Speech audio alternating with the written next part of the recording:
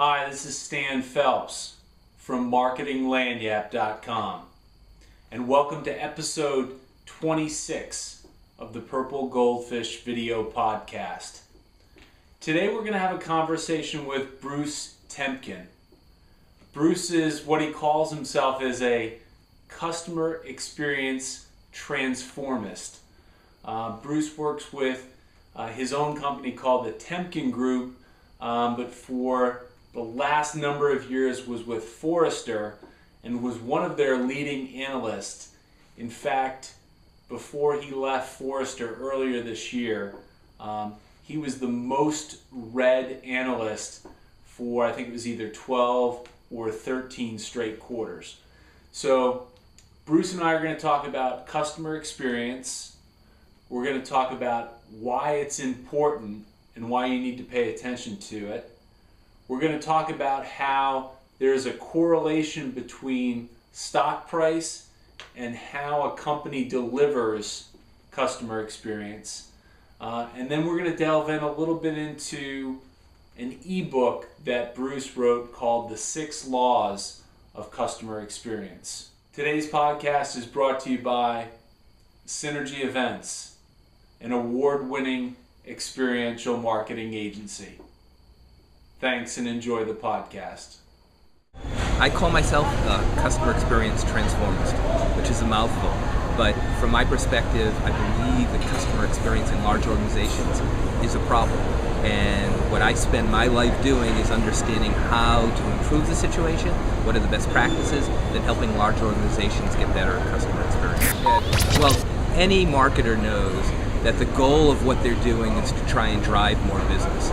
So to the extent that a marketer cares about loyalty in terms of driving business, you have to care about customer experience. The research that I've done over the years, my work with clients, large organizations, has shown a very clear connection between customer experience and loyalty. So if you care about loyalty, you have to care about customer experience. So if we look closer at the research we've done over the years, we looked at customer experience leaders and laggards.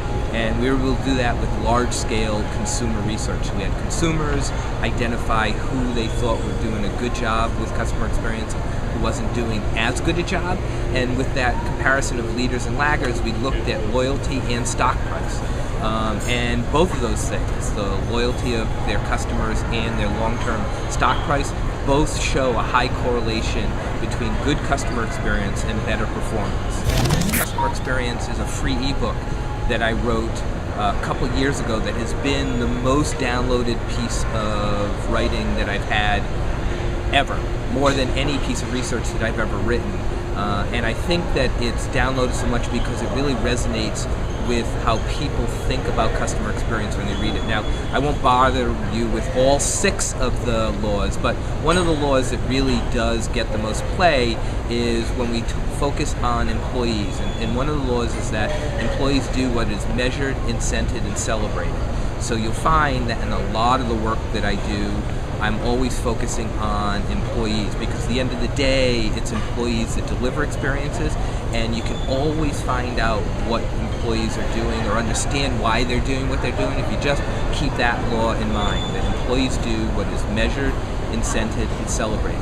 If you want to change what they do, you have to change what's measured, incented, and celebrated. And that's a nice formula to keep in mind as you're trying to really adjust how your employees interact with customers. When we founded Temkin Group, one of the things that we wanted to make clear was that customer experience is not about simple, superficial changes you make to your company. At the end of the day, there are some superficial things you can do that improve little bits, but if you really want to improve customer experience, you have to attack it as a system.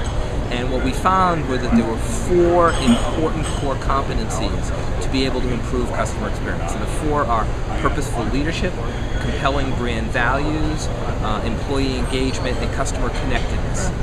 And now for marketers, they'll obviously gravitate towards, I think, compelling brand values. So let's talk about that for a second. Compelling brand values are not about the things you talk about in advertising.